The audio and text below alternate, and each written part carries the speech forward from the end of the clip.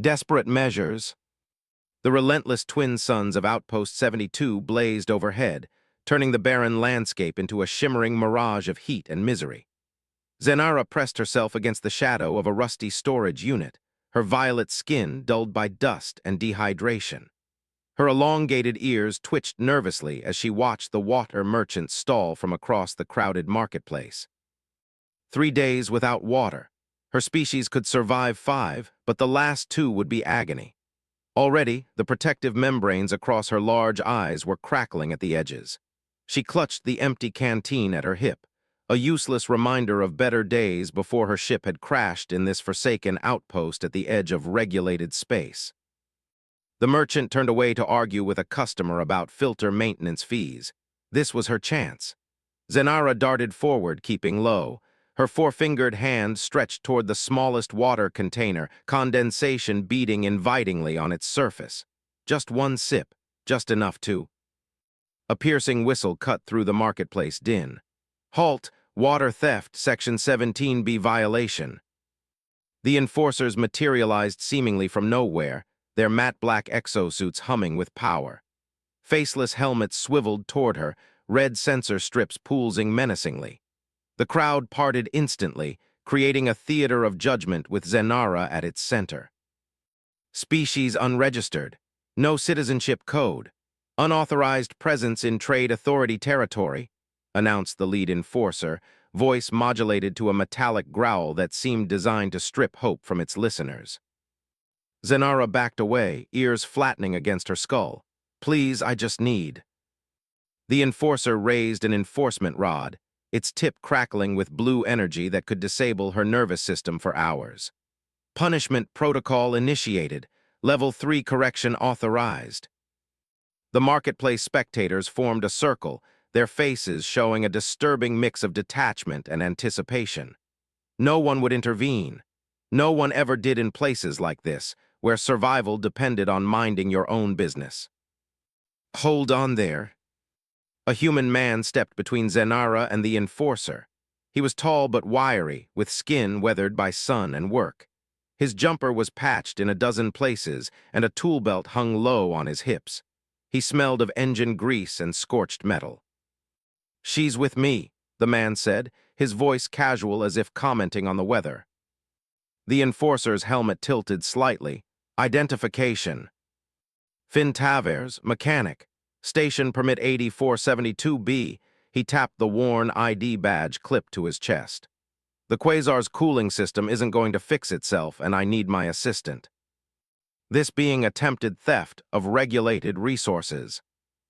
Finn shrugged and reached into his pocket, producing a credit chip. Just a misunderstanding. My fault, really. Told her to get water while I finished the diagnostics, but forgot to give her the credits. He tossed the chip to the merchant, who caught it with practiced ease. How much for that small canister? 50 credits, the merchant answered, doubling the usual price. Finn whistled low. Robbery without the courtesy of a mask, but fine, he nodded at the merchant. Transaction complete, no theft occurred. The lead enforcer stood motionless, sensors scanning. The marketplace held its breath. Incident logged, warning issued. The enforcement rod powered down with a disappointed whine. Further infractions will result in immediate detention. The enforcers moved away with mechanical precision, their attention already shifting to other potential disruptions. The crowd, denied their spectacle, dispersed with muttered disappointment. Finn grabbed the water canister and pressed it into Zenara's trembling hands. Drink slowly, he advised quietly. Too fast and you'll make yourself sick. Zenara stared at him, pupils dilating in her amber eyes. Why? The question emerged as barely more than a whisper. Drink first, questions later. She unscrewed the cap and took a careful sip. The water was lukewarm but felt like liquid salvation as it coated her parched throat. It took every ounce of restraint not to gulp it down. I'm Finn, he said, watching the marketplace warily. And we should move. Enforcers always circle back for a second look. Zenara, she replied between sips. I can't pay you back. Didn't ask you to. He gestured toward a narrow alley between prefab structures. My workshop's this way, unless you've got somewhere better to be. She didn't, they both knew it.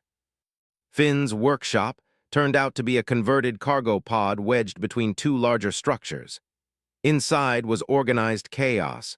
Tools hung from every surface, half-finished projects crowded workbenches, and in the center stood the stripped chassis of what might once have been a hover speeder. "Home sweet home," Finn announced, securing the heavy door behind them. "Not much, but the enforcers need a warrant to enter a registered business space." Zenara sank onto a crate, clutching her precious water. "You don't know me, why risk yourself?" Finn busied himself at a cluttered console, not meeting her gaze. "Let's just say I've seen enough enforcer corrections to last several lifetimes." He tapped a sequence, and the room's ventilation system hummed to life, pushing out the worst of the heat. "Besides, you looked like you needed a break more than a beating. The Trade Authority doesn't appreciate kindness to unregistered species," Zenara said, her tone bitter. "The Trade Authority can kiss my hydrospanner." Finn tossed her a protein bar from a drawer. "Eat, it's synthetic but better than nothing." As she ate, Zenara studied him. Humans were rare this far out, and helpful ones even rarer. His movements were efficient, practiced, a person who survived by fixing what others broke. A jagged scar ran from his left ear to collarbone, disappearing beneath his collar. "You're running from something?" he observed suddenly, startling her. Zenara's ears twitched involuntarily. "Aren't we all?" "Fair point." Finn adjusted something on a control panel. "But not all fugitives have the distinctive markings of a Taladarian royal guard." Her hand instinctively moved to cover the faded insignia on her forearm. "The question is," Finn continued, "why an elite warrior from a notoriously isolationist species is hiding in this dustball outpost, stealing water like a common vagrant?" "That's two questions," Zenara replied, tension evident in her voice.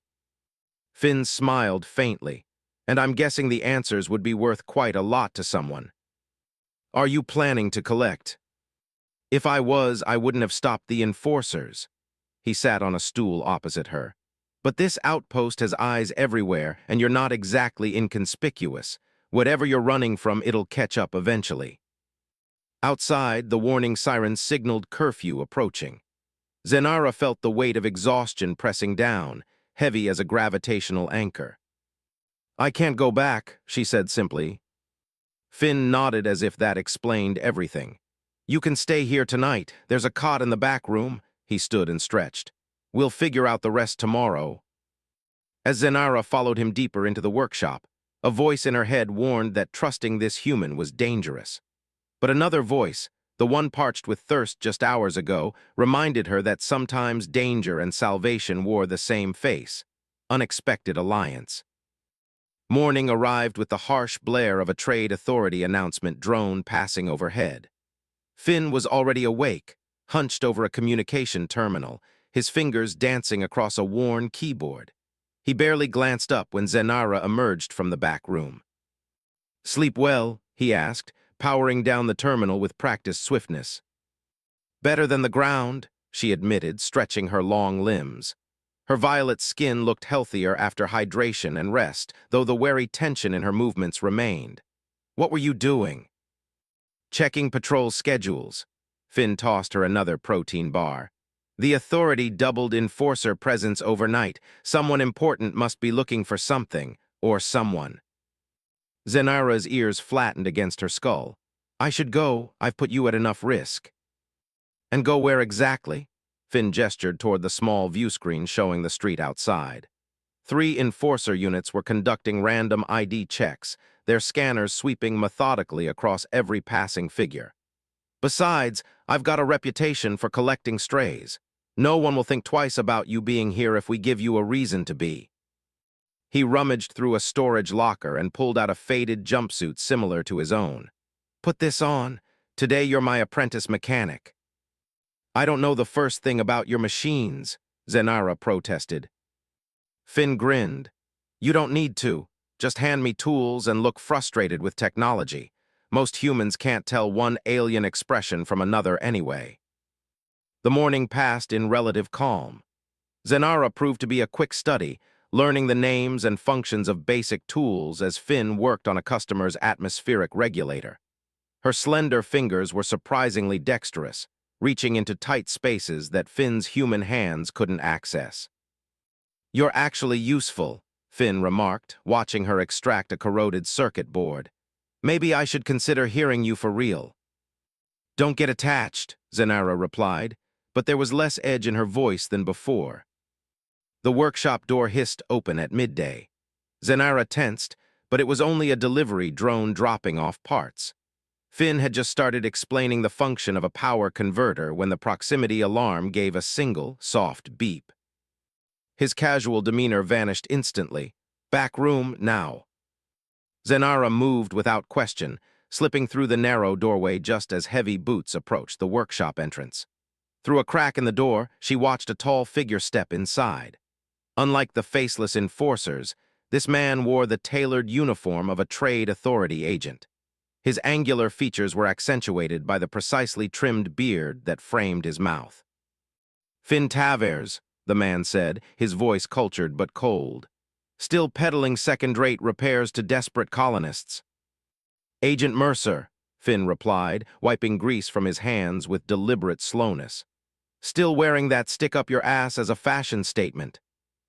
Mercer's smile didn't reach his eyes. "Charming as ever. I'm conducting a sector-wide search for an undocumented alien. Female Taladarian, approximately 2.1 meters tall, last seen in this vicinity." "Haven't seen any Taladarians," Finn said truthfully. "They don't exactly blend in around here." "Indeed?" Mercer paced the workshop, running a gloved finger along a workbench and examining the dust with distaste. "Yet the enforcers report you intervened in an incident involving an unregistered alien yesterday." "Just a desert nomad passing through, probably half Terran by the look of her."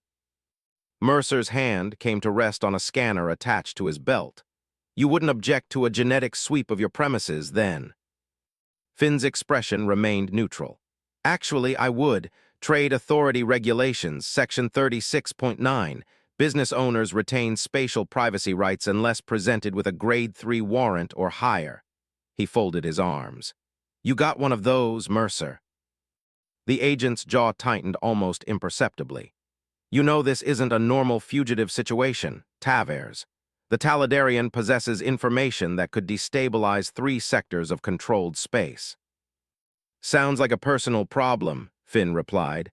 "I fix machines, not political crises." In the back room, Zenara's breath caught.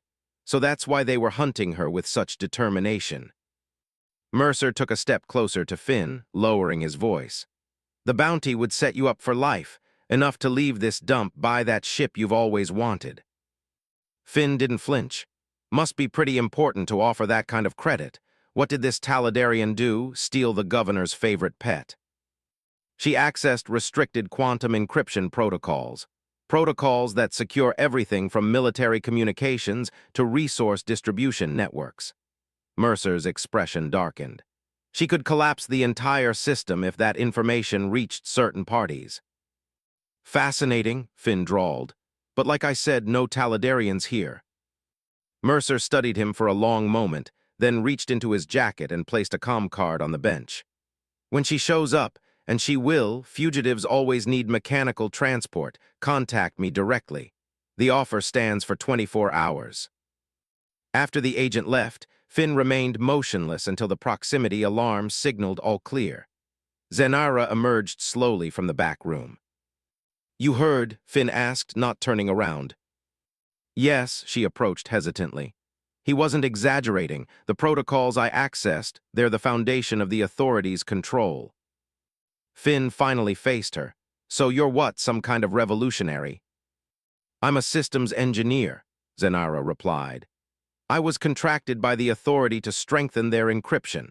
What I found instead were embedded override commands, kill switches that could terminate life support on entire stations with a single authorization." Understanding dawned on Finn's face. "They're planning a purge of any outpost or colony showing signs of independence." Zenara's large eyes held his gaze. "Including this one." Finn whistled softly. "No wonder they want you silenced. He glanced at the comcard Mercer had left behind, then abruptly crushed it under his boot. Well, we can't stay here now. They'll be back with scanners and warrants next time. We, Zenara echoed. Unless you've got a better plan? Finn moved to a seemingly ordinary wall panel and pressed a concealed switch. The panel slid aside, revealing a narrow passage. This connects to the old mining tunnels. We can reach the trading post on the eastern ridge by nightfall. Why are you helping me? Zenara asked, the question that had lingered between them since their first encounter. Finn paused, 1 foot already in the passage. Because 20 years ago, someone showed me kindness when I was the one running, and because I've spent too long fixing broken machines while the system that breaks people keeps grinding away. He extended his hand. Coming. Zenara hesitated only briefly before taking his offered hand. As they disappeared into the darkness of the tunnel, leaving the workshop behind, she realized that in this harsh outpost where trust was a luxury few could afford, she had found something unexpected, an ally who valued justice more than reward. And perhaps, she thought as they navigated the twisting passages beneath the settlement, that was the most revolutionary act of all, defiance and destiny. The mining tunnels beneath Outpost 72 wound like ancient veins through the planet's crust, occasionally opening into vast caverns before narrowing into passages barely wide enough for Zenara's shoulders. Finn led the way with confidence, guided by a handheld scanner that pulsed with soft blue light. These tunnels were abandoned decades ago when the primary ore veins dried up, he explained, pausing at a junction to consult his device. The Authority doesn't patrol them, too many unstable sections and not enough profit potential.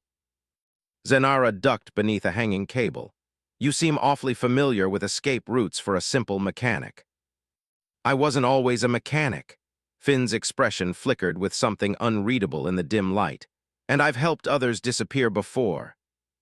They continued in silence, the only sounds their footsteps and the distant drip of condensation.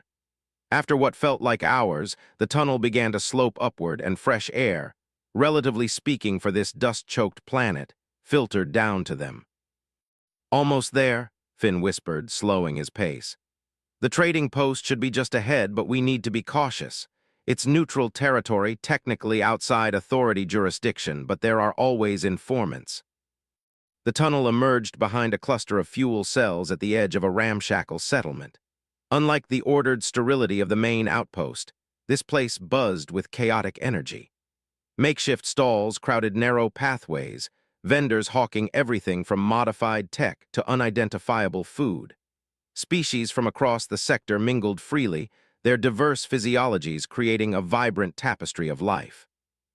Keep your head down, Finn murmured, guiding Zenara toward a domed structure with a faded sign depicting a spacecraft. There's someone here who might help us. The interior of the dome was dimly lit and smelled of engine coolant and alien spices.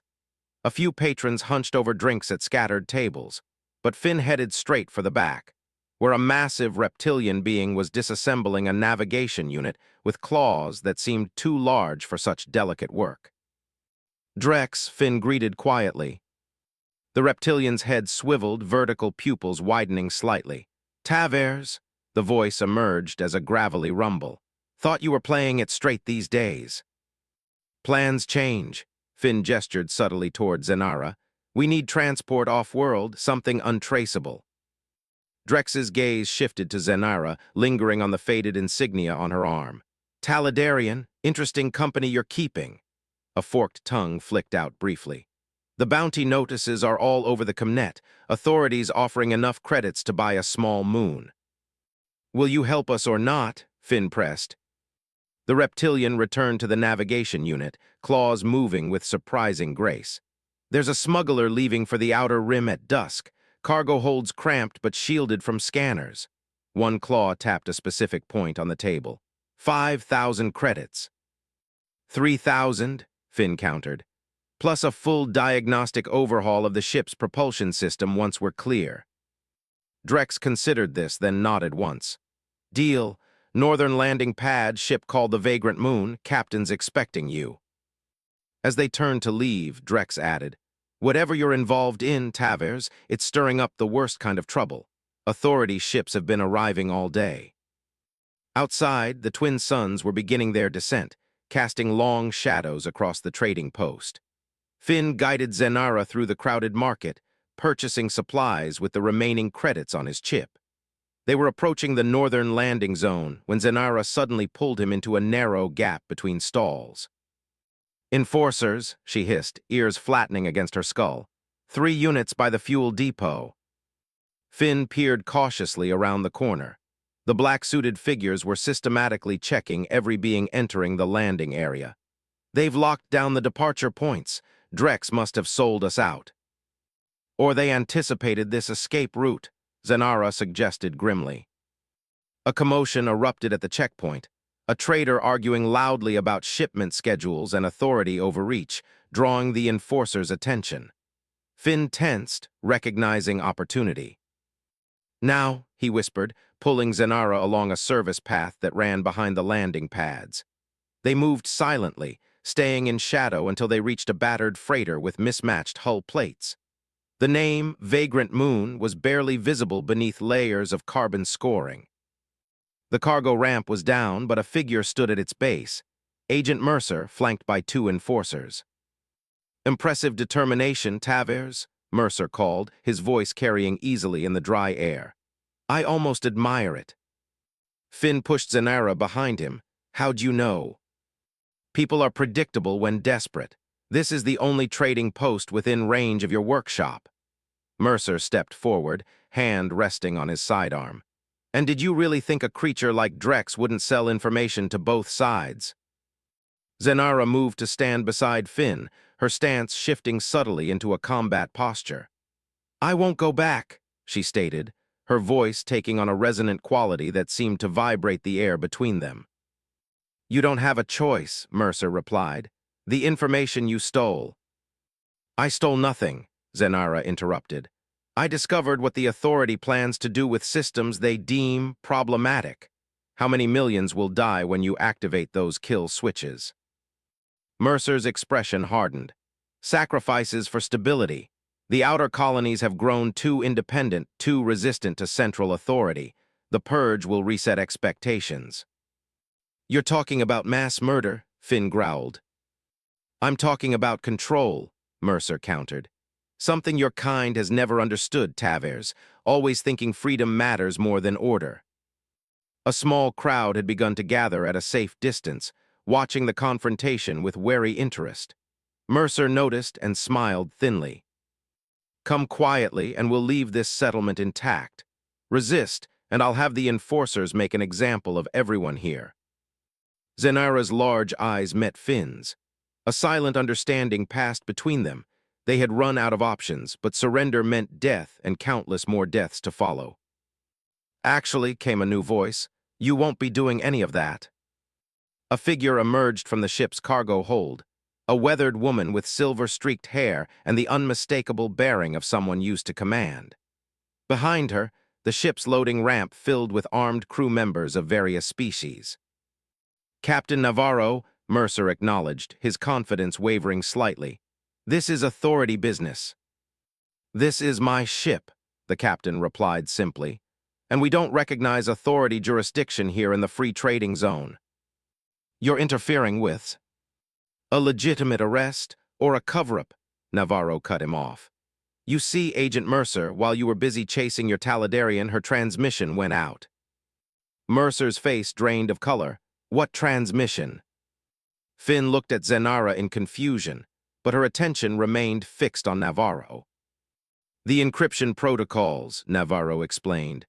"The kill switch overrides, all of it broadcast to every independent colony and outpost in the sector. They know what's coming now. They're preparing." "Impossible," Mercer sputtered. "She's been on the run she couldn't have." "The moment I accessed those files, I set up a deadman switch," Zenara stated calmly. "If I didn't enter a personal code every 12 hours, the data would automatically transmit to predetermined coordinates." Understanding dawned on Finn's face. "Your capture was never the issue. They needed you to keep entering that code." Zenara nodded. "And I missed my last check-in while we were in the tunnels." Mercer's hand moved toward his weapon, but froze as a dozen blasters leveled at him from the ship's ramp. "The Authority will retaliate," he warned.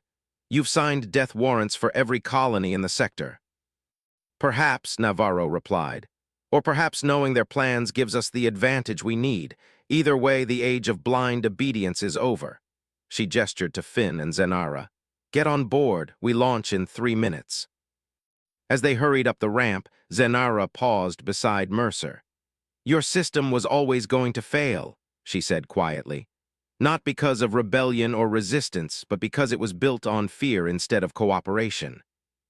Inside the ship's hold, the crew secured the hatch and rushed to preparation positions.